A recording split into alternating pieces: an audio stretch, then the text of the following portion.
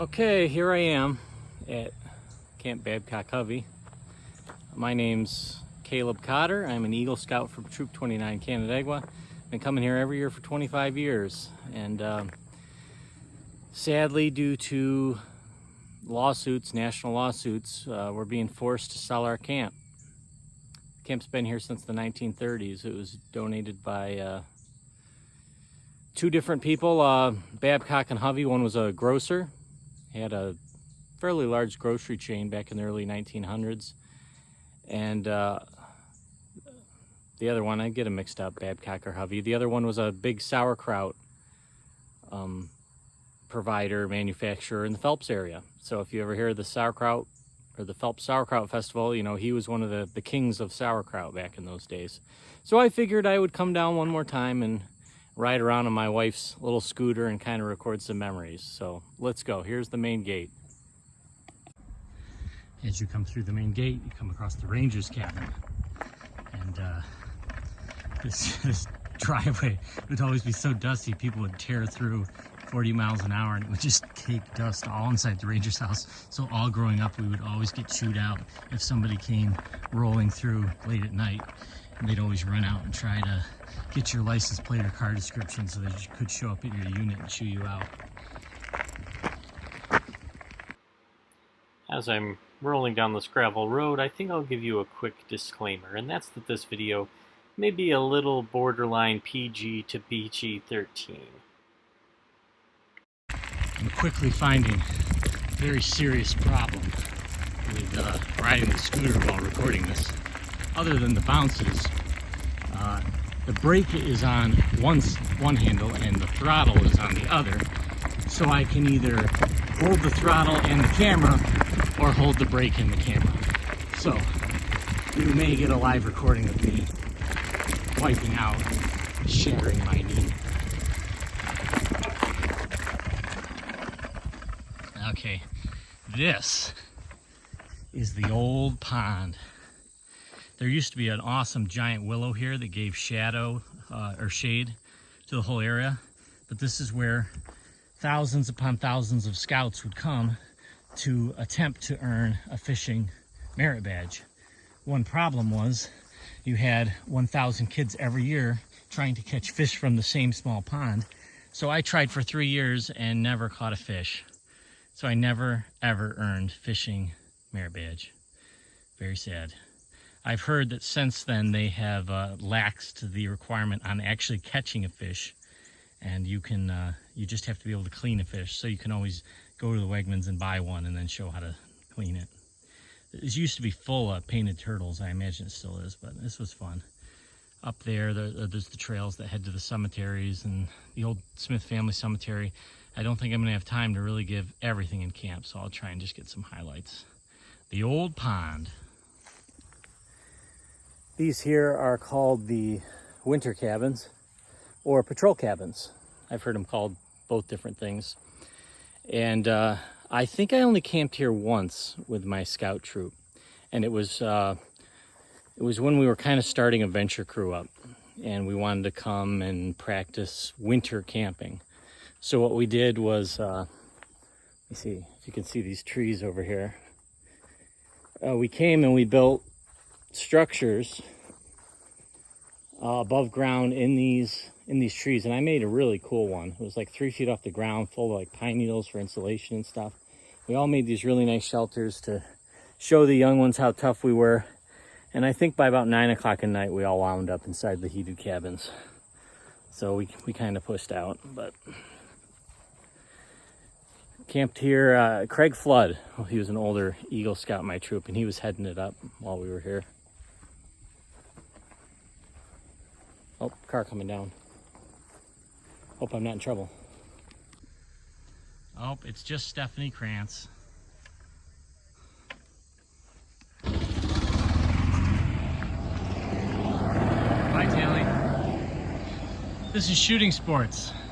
And no, people didn't blow this away with a shotgun. It's just getting old. One sad thing about knowing that your council's gonna sell its property is it becomes no point in fixing things up. This is one of my favorite places. This is the rifle range.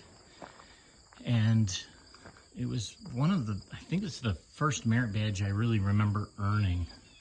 I came here scout camp. I must have been 12. It seems like it was 11, but that you can't shoot until you're 12. And this person here that the place is dedicated to is the one that taught me how to shoot rifle.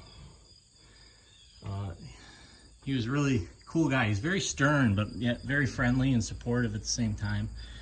And I learned to shoot right on these benches, shooting over this ravine. And as I got older and eventually joined Onsiawa, I got certified to teach hunter safety myself. So for the past couple of years, on top of being program director for Onsiawa, I've been running the rifle range up here. So it's pretty cool that the place I learned at, now I've had the opportunity to teach rifle shooting. Hey, Grants. One thing I do when I teach is I have these little patches called the Black Walnut Club. And if the kids can blast a black walnut off the edge, they get a patch. They really like that. There's my wife, Shannon, driving on the mule.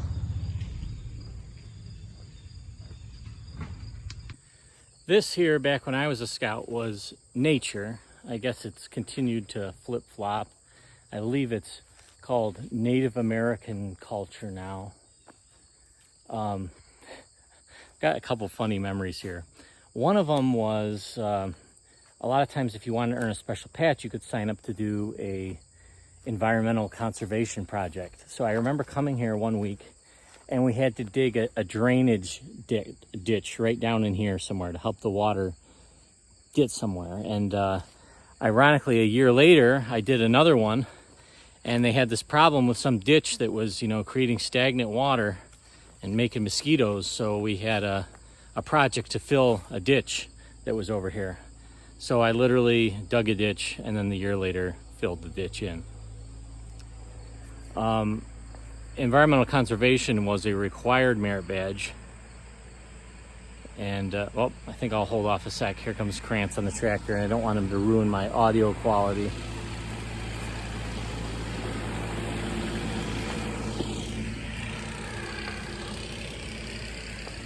So I really couldn't spell or read very well until an older age. It really wasn't until like my mid to late teens that I could really read, and I just really struggled with it as a kid. And one of the requirements was to write a report for environmental conservation, and I was terrified. And I ended up having a really nice counselor that helped me out with it and helped me write it, and then helped me do a couple other things to kind of make up for it being really bad. A couple like extra credit things so I could get my merit badge. And a few years later, we ended up becoming friends. You know, back then when you're 14 and 16 or 12 and 15, there's a big age difference. But then once I worked here a few years later, we became friends, and his name was Brian Bourgeon, and his staff name was Flick. So thanks, Flick, for helping me out with that. Okay, now we're at the rifle range and the BB range. They're nice and side by side. I really don't have a lot of childhood memories from being here because these were basically built as I was, you know, turning 18, 19. So I've enjoyed using these with Onsiawa the past 15 years, but not a lot of childhood memories, but they're beautiful facilities. These structures, I believe, between raising money from Properties Committee and NRA grants and DEC grants, and all the volunteers and leadership from people like Matt Krantz, we just have really beautiful shooting facilities here. This pavilion here was the one I got to help build.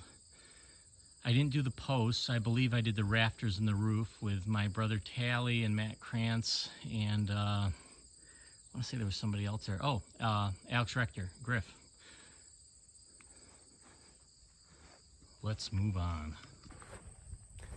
This here is called Pooler Ponds. It was donated, completely built by Pooler Enterprises. Due to scout policies, the young kids, the Cub Scouts, aren't allowed to go on open water, but they're allowed to go on ponds.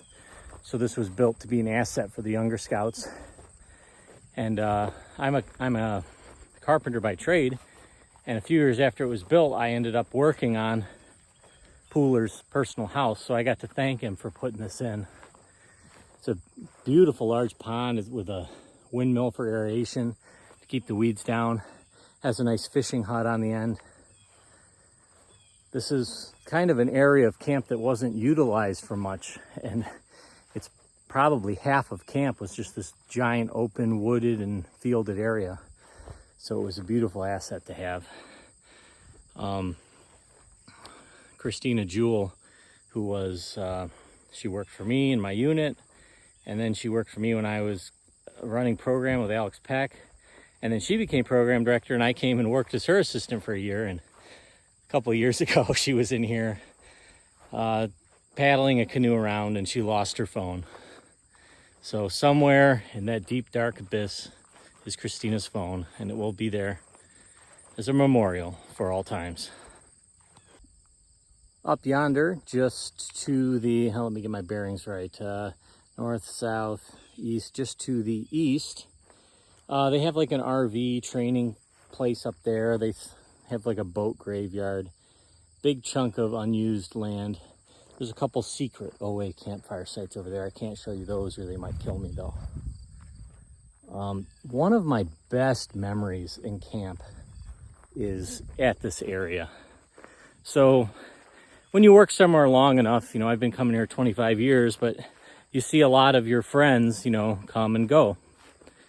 And there was a year where two of my really good friends, Alex Peck and Alex Rector, who I always call Griff, we were working here together, and we were kind of the last of our generation. And by then, a lot of times for the evenings, people will go out to the Legion and have a few drinks, play some pool.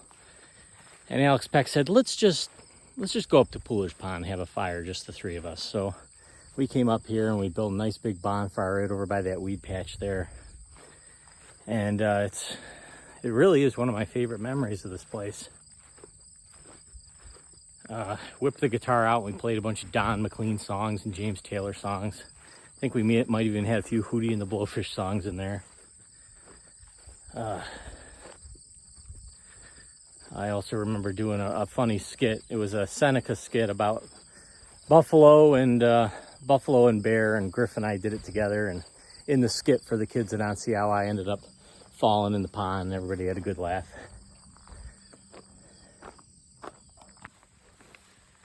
So over in one of those secret OA campfire sites that I mentioned, I hopped in there a few years ago to watch an ordeal ceremony because I hadn't seen one in a while. For those of you in the OA, this will make sense to you. The rest of you just clog your ears. But I went and watched one, and I was kind of appalled by it because back when I was in the OA, it was like a kind of a hush-hush fraternity. It was a lot of fun. There wasn't like serious hazing or anything, but there was like a rite of passage to get in and go through your ordeal and pay your $20 to become a Brotherhood member a year later, really tough stuff. And I go to this ceremony and like all the extended families there taking photos and everything of their kid getting his ordeal. And I'm like, what is this? They've got parents and grandparents here taking photos of the ceremony. I guess there was a big pushback on it because, a lot of the anti-hazing stuff going on. I never considered it hazing. I thought it was just good fun. So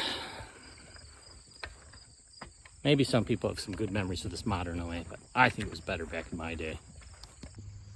Hey, this here is Scoutcraft.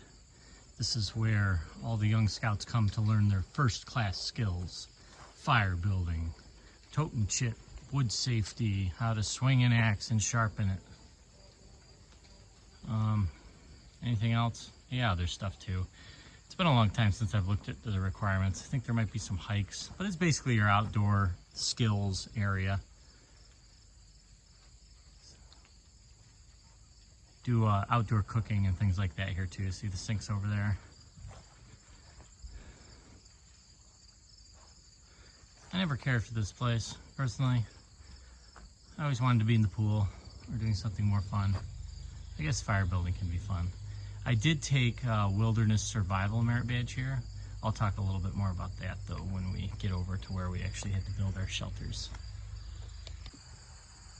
This was what was called COPE, back when I was a scout here.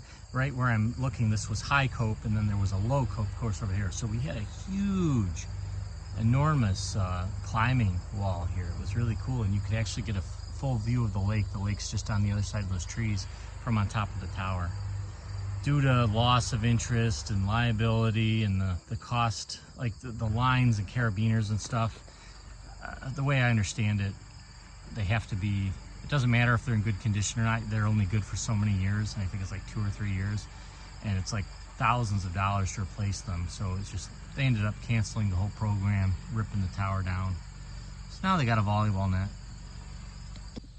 See that golf cart over there driving away. My little brother Tally is literally doing the exact same thing I'm doing right now, going around recording his memories from being here for the past 10 years.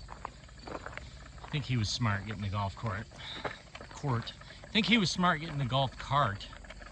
A little better on this gravel than the scooter. This is called Peterson Lodge, a very popular place for troops to do winter camping. You can fit your whole troop into one building. It's basically just a big open building with bunk beds in it. But I came here several times over the years with my troop. And one time, so this is called the parade field, or the camporee field, I think. Let me adjust this lighting. There we go. And I remember one time we came here and we were learning how to do winter first aid, you know, frostbite and hypothermia treatment. So my senior patroller at the time, his name was Ben Gajewski, and he went out in the field in the snow and laid down to be hypothermic, and we all had to come out with a sled and bandage him up for a broken arm and slide him out of there. And our scoutmaster wasn't around, so when we found him, we grabbed his broken leg and we tied a rope to his broken leg and then dragged him out without him even being on the sled, just dragged him across the snow. And it was so funny. We were intentionally trying to do the worst job at rescuing somebody. And when we got back up here, our scoutmaster saw us dragging him across the lawn by his broken leg. And I want to say we got chewed out pretty bad, but it was worth it. This over here is, I guess it's called the Dan Beard Outpost area now. This used to just be the woody area. And this is where I did Wilderness Survival Merit Badge. So for a whole week, we kind of learned about making shelters. And then they threw us out here, like 10 of us, and said, hey, get these sticks and stuff and build yourself a shelter. And we all made pretty cool shelters. I remember it making a really nice one, but we were all scared 12-year-old kids.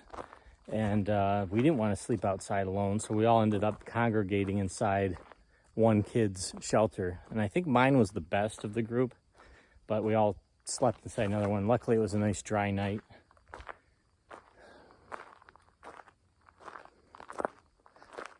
And what part of the requirement for the merit badge was you have to spend a night in your shelter. Just over yonder, that's state land, multi-use state land over there. It's also a second entrance for this camp. And there's no alcohol allowed on Boy Scout property. So I'm not saying anything, but state property is pretty close over there. This right here is that giant old cope tower that I was telling you about. I mean, you can see how tall the sucker was. And you know, still a little bit of the climbing wall left rotting there. I believe this was put here as a symbol. It was put here to symbolize scouting and how great it once was, and now how it's just being cast aside to rot in the weeds.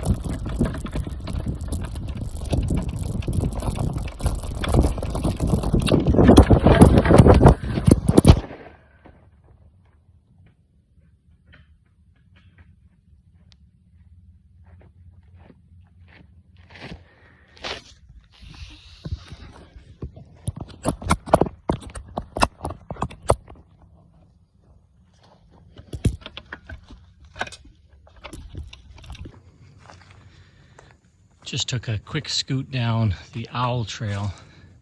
This is one of those lesser known trails here at Hovey, and I had never been down here before until my friend Alex Peck drove me down here to get some firewood. There's a really steep bluff here. I think it's about looking at it, you're looking at 80-foot drop here. So you can kind of see. It's hard to tell on the camera, but really nice, really beautiful view of the lake that not a lot of people even know about here at camp. I'd been coming here 12 years before I even knew this was here. This was Alex Peck's favorite place to come to get firewood, kindling in particular. Look at how majestic that scooter looks on this rustic trail.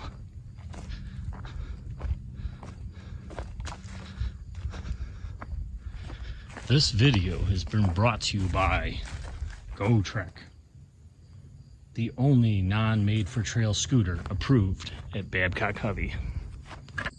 Oh, Oneida, many a night I have slept in your warm bosom.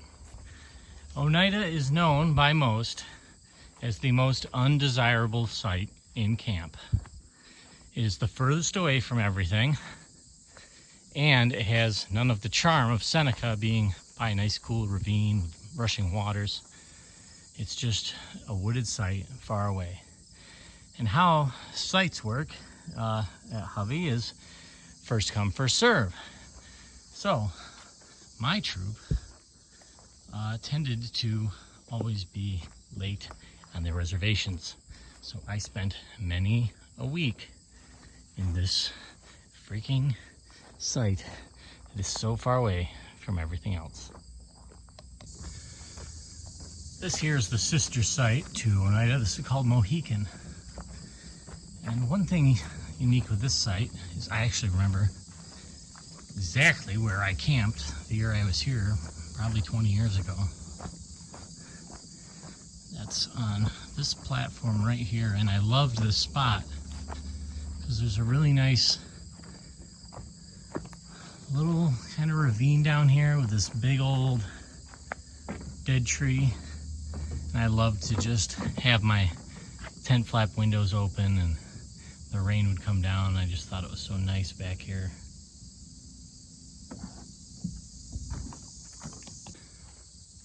This is Delaware, and this campsite is probably the one I've spent the most nights in compared to any other one. Between all my years here at Scout Camp and then my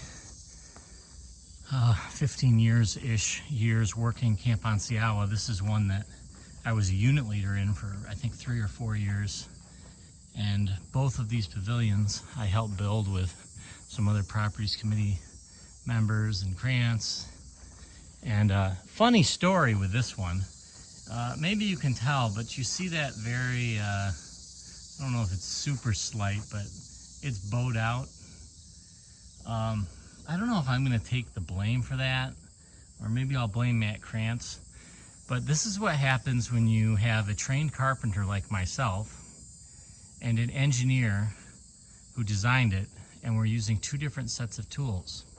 Because what happened was I grabbed his tape measure and I was measuring the marks for the posts, and after we got it up, it looked terrible. Then to find out that these engineers use tape measures that go by tenths of feet. So when I was looking at it, it was like several inches off because he was using an engineer's tape measure and I was using a normal carpenter's tape measure. So we ended up like kind of cutting the bolts and splitting the difference, but you can tell that this whole side kind of bows out because I think it was 3 inches off. Down this way is Cherokee. I don't think I'll run down there because I don't have really many memories. I've never really camped down there. I helped Krantz build pavilions. Here's our shower house. When I was a kid here, it was just like a big prison room. All the just showers lining the wall and everybody would go in there. You were lucky if you had like a shower curtain or something to cover your shame. There's our nice OA stage. My friend Griff, who I've mentioned a couple times already, he helped build that, and I think that was one of the things that got him recognized to get his vigil in the OA was his work on that. This here is Lamoka, and oh, the feelings that Lamoka would always give when you'd be at camp as a pubescent boy walking by the off-limits girls' site. You would always just dream of all the pillow fights that were going on down there, when in reality it was probably a couple 60-year-old nurses and maybe one okay-looking lady. But oh, the fantasies. Now it's used as staff site, or at least it was before camp shut down. We've kind of used it at Onsiawa as an overflow site for staff not assigned to a unit. Okay, this here was the old staff site. We called it Zipper City. And it's very small, but we would cram in like 50 tents in here, sometimes more, in this little area. All the staff were there. There was like 2 electrical outlets, so you had 56 people all running power strip after power strip after power strip, trying to play their video games in their tents. I don't know why they ended up getting rid of it as a staff site. I think that somebody just finally realized it was not really an adequate place. The only people that camp here anymore are my friend Todd, who runs the radio at Onsiawa. He pulls his little RV in here and camps. And right over here is the Boy Scout Health Lodge. That's where I earned First Aid Merit Badge. It doesn't get a lot of use anymore. A lot of the time they just run nursing out of the camp master office, at least for Onsiawa. I think they might use both for scouts when you got so many kids here, split it in half. Here it is, the bridge. Probably one of the most famous landmarks here at Babcock Hovey. Sorry about the bumps. I'm actually going to try and walk and push my scooter as we go.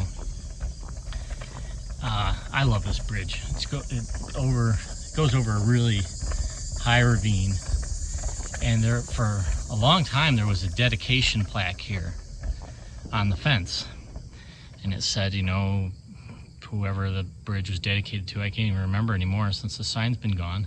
But when I was a scout, I was told that the bridge was dedicated and built in memory of a kid who fell off the bridge, and that's why you got to be careful not to go near the edge.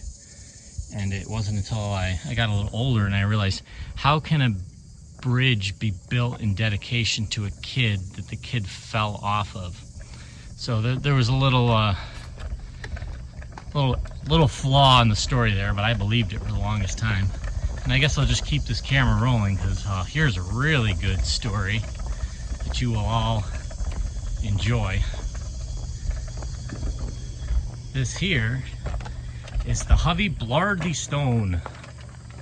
And when I was a young scout, first year here, I was told that it was tradition to have all of the kids kiss the rock when it was your first year here.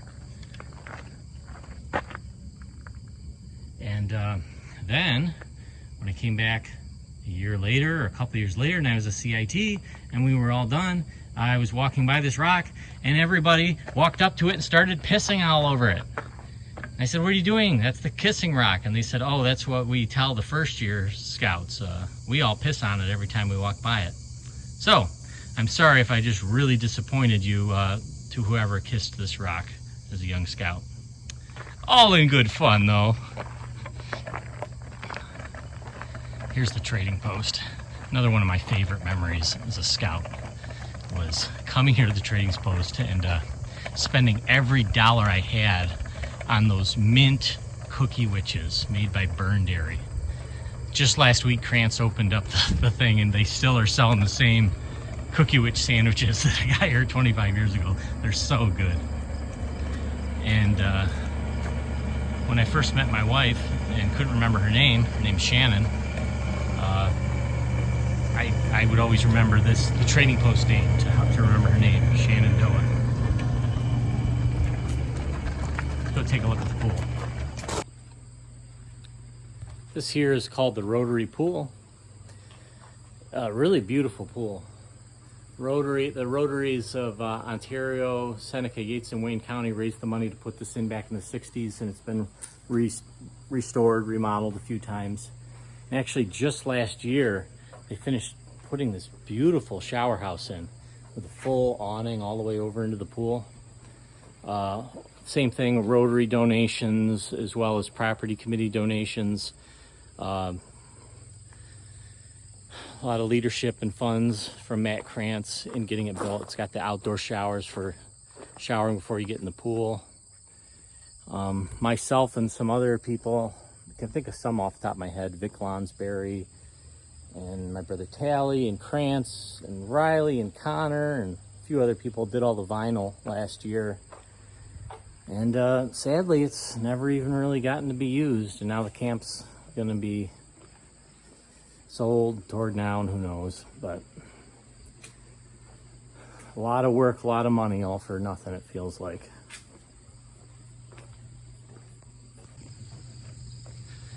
This is Onondaga. This is always a well sought after site because you're right next to the pool. And it's just a short walk through the trees there to get to the dining hall and the heart of camp. So this is one people always want. I helped Krantz build both of these shelters in here. There's another site up there called Algonquin. I don't think I ever camped there as a scout though. I did camp down here though. This next site is called Mohawk. And one time I was there, I was down in Mohawk and there was another Onsiawa group up here in Onondaga, and a huge lightning storm came through and it struck the tree right next to where my friend Guy was sleeping. And when he came out of the tent, you could actually see the lightning scar all the way down the tree. This place is notorious for its thunderstorms. It's just the way that the fronts work that move west across western New York. They like pick up all that moisture from Lake Erie, and it just always explodes right here. I feel like every year I've been here, there's been at least one torrential storm. Here's Mohawk. Did the roofs on these shelters with Matt Krantz.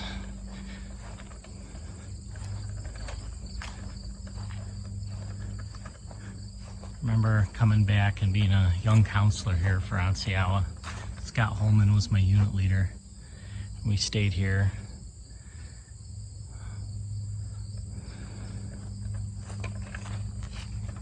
Always liked Mohawk. Same thing, similar to Onondaga, but you can see right through those trees, some buildings, so you're close to everything. It's a shorter walk to the lake than other places. It's a very nice centralized location. This site got rested for a few years.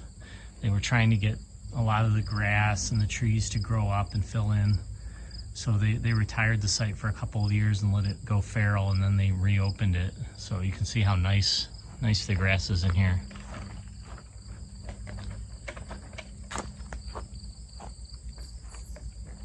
We put these fences in a couple of years ago to help keep people away from the ravines. I didn't do this one, but Griff, Tally, and I did the ones up at Algonquin, and I think we did the one down in Tuscarora, no, Cayuga. Very nice, just Pale State fences that go all the way up and around the ravine just to keep kids from walking in them. So here's the Memorial Lodge. Nobody cares about that. That's just one of those modern buildings with a shower and everything. But I will direct you to this charming little abode over here. This was always Alex Peck's private lean-to. And you could always tell when he was in camp because there'd be scattered root beer cans across the ground. Alex, you in there? No, doesn't look like he's been here for a long time. A long time. Rumor has it he packed up and moved to New Jersey. And he's living in lean-tos out there. The legend has it someday when camp needs him most, he'll return. This is Onsiawa's ceramics building. This is always one of my favorite activities. I love to come in here. Oh, there's a woodchuck sticking his head out. Can you see him there? Right in that hole.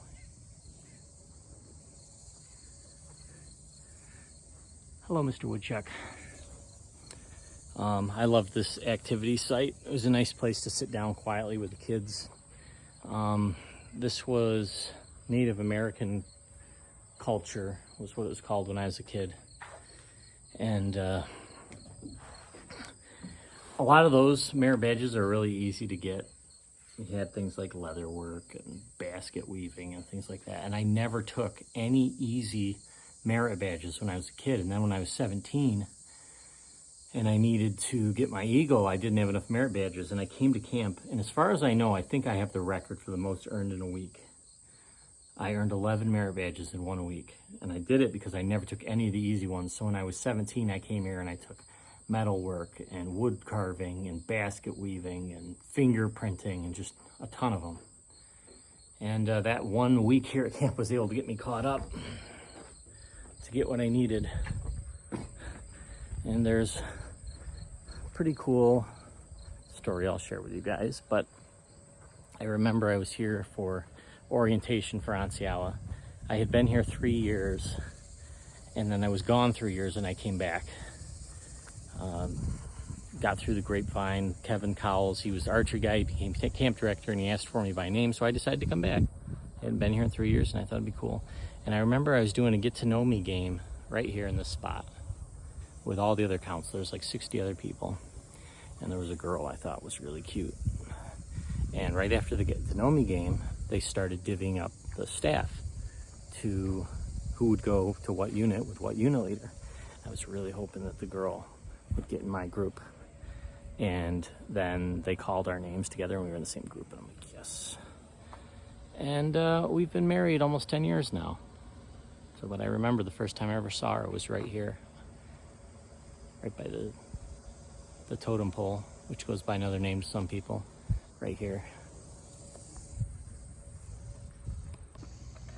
Here's the main office, Penyan. This cabin's been here, I think it was like one of the first buildings ever put in camp back in the 30s. The camp director would actually live here, and this fireplace would provide the heat for the building. There's the famous out of order Gatorade machine. As long as it's been here, I don't know if it's ever been in order. There used to be an old phone booth over here to call your parents. Some of you kids probably don't even know what a phone booth is. And here's the dining hall. Just got a brand new metal roof over the whole thing, I think last year.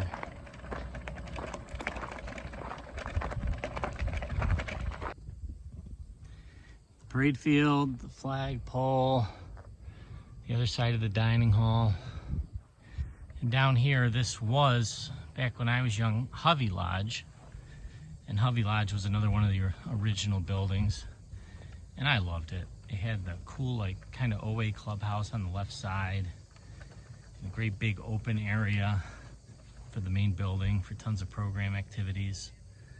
They wanted something more modern and it needed to be remodeled, so they just bulldozed the whole thing and put this it's called the Sci-Tech building. But, you know, it was built state of the art. It's got showers and Wi-Fi and plenty of outlets, personal rooms.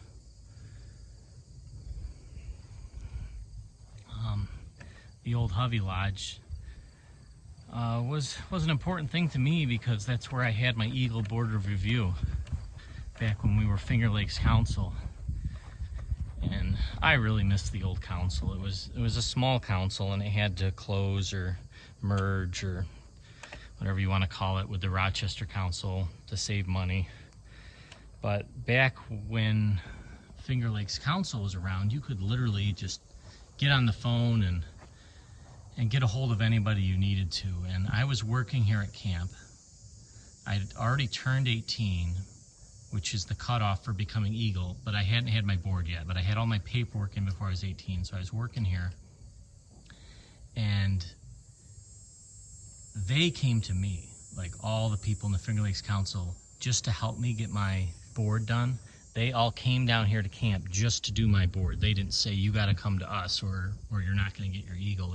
They bent over backwards to help me with it.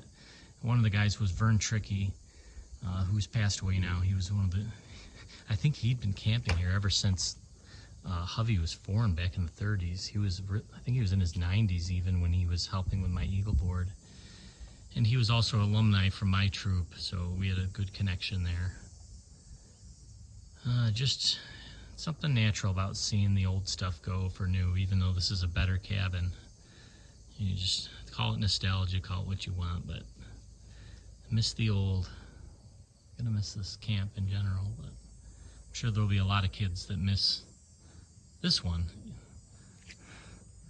when it goes, and then they'll know how I felt. Over there is our Onsiawa shed. You see our tractor trailer there. Since we've got to move to a new camp, since they're closing this one down, we just loaded our whole huge 3-bay garage up. And we got a 53-foot tractor trailer. It's got everything but our bulk items like filing cabinets and vehicles.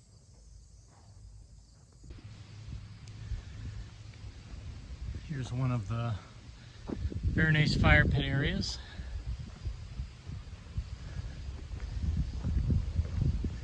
Beautiful views. Last year I came down here and there was a rabid raccoon dragging itself around in here. Ranger had to come down and kill it and bag it. I used to always think Seneca or Canandaigua Lake was better than Seneca, but it's gotten so developed now that hands down I like Seneca better. It's so vast. This lake's like 600 feet deep. It's huge. I've got one bad memory of this place, and it's not really I don't really know how to describe it if it's a bad memory per se, but it's a bad memory of something I did here that I'm embarrassed and ashamed of.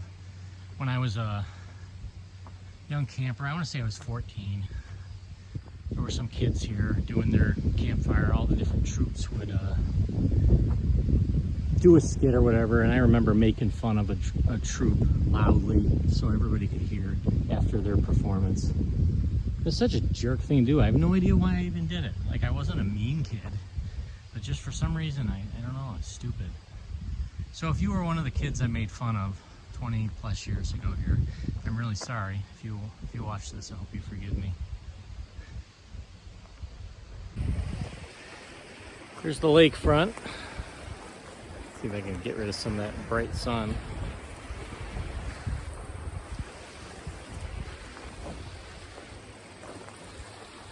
When I took small boat sailing down here, rowing, I basically took every aquatics merit badge except for maybe snorkeling.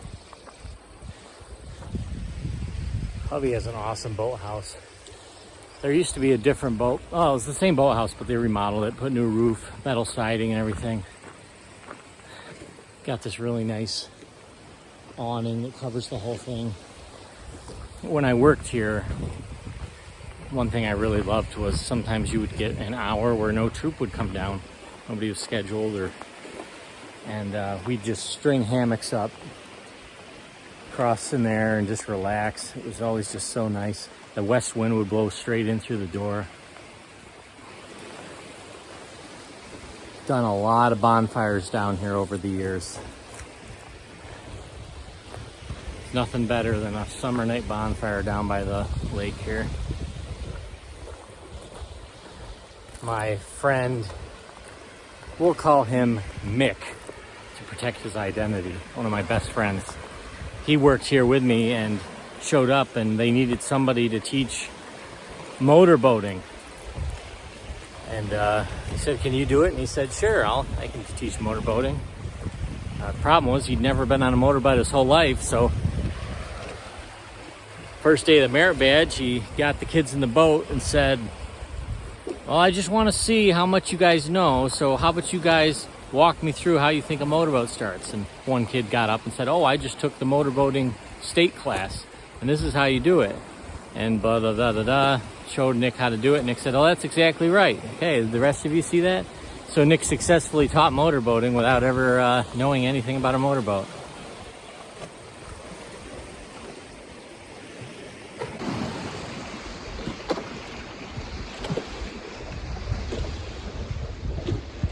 I did a lot of sailing here. That was my favorite thing to do. When I first started learning to sail, they had an awesome Hobie Cat sailboat. We would take that sucker almost all the way across the lake. And what I love to do most of all is swamp them. I love flipping them over and then flipping them back. And if you got it just right, you could walk across the boat as it was tipping and then tip it back over and walk back to the dry boat. So even though your boat flipped, you never even got wet. Way down there is Half Mile Rock. I don't know if they've ever actually measured it, but I suspect it's about 3/4 mile rock. And you do the mile swim from here down to that point down there and back. I did it, I think, 6 times between being a scout or a lifeguard here, CIT. A couple times I've been here and we had so much rain that this road here was completely covered with water. Which, with how vast this lake is, that is a lot of stinking water. There used to be a lean-to right there on the other side of this culvert. And one day after a rain, we came down here and it was just gone. This whole point just had gotten washed clean into the lake, and all the structures that were there just disappeared overnight. Oh, I'll tell you one more really disgusting story. So there was an old outhouse just up here. The whole camp used to be old outhouses. And they were just wooden holes that everybody would go in. And a lot of the bathrooms just had like urinal troughs, almost like bathtubs on the floor that you'd pee in. And the one down here by the lake was the last one to get taken out. And it was so dark in there you couldn't see. And I walked in there one time and sat down, and I sat right down on somebody's disgusting sewage. Got it all over my clothes. So disgusting. Ugh.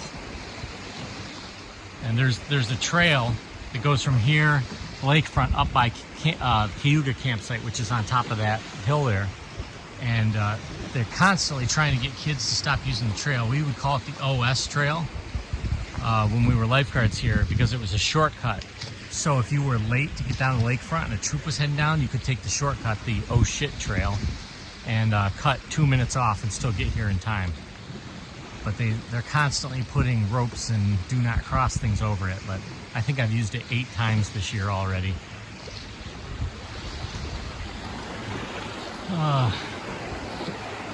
Oh, since I was just talking about my friend Mick, I'll tell you one more story. So up in that Mohawk campsite that I showed you earlier, one year he showed up with a tackle box. And right away I knew something was wrong, because my friend Mick, he would never touch a worm or a fish or anything. He was grossed out by it. So when he showed up with a tackle box, something wasn't right. Opened it up, and he was using it as a beer cooler when we were like in our teens here. And there was a stump over there by the Mohawk campsite. And we would hide our empties in the stump in the scout camp.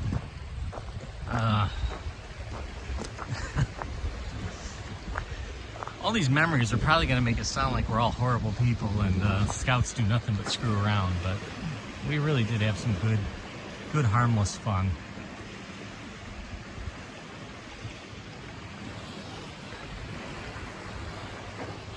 You can see this culvert here almost got washed out last year. The ranger came down and kind of cobbed it back together for us, but sadly with the camp closing, they're not really able to upkeep, not really able to justify paying for the upkeep.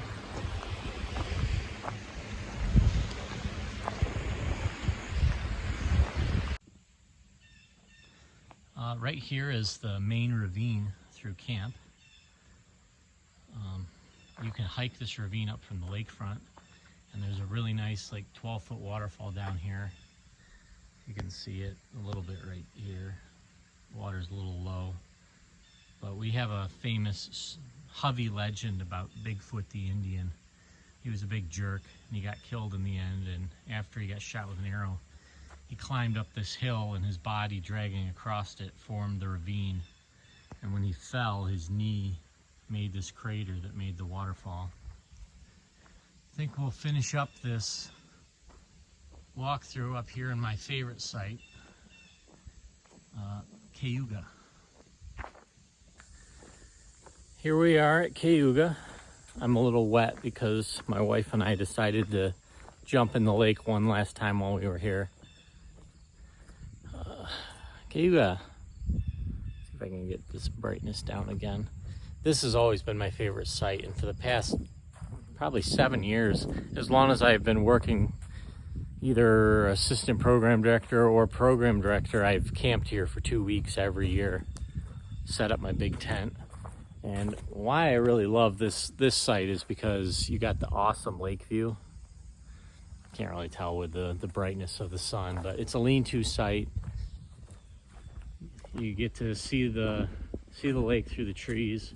I normally string a hammock up in some of these trees, and you can just feel that awesome Seneca Lake air blowing straight across.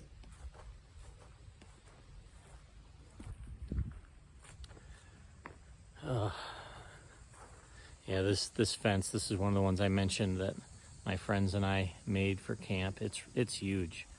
It's probably like 200 yards long. So I guess I'll finish this video up. I didn't get to walk everywhere in camp, but I got a good chunk of it. I didn't come with prepared memories to talk about. I kind of just wanted to walk and let it happen organically, so I'm sure there will be some stories that I wish I told you.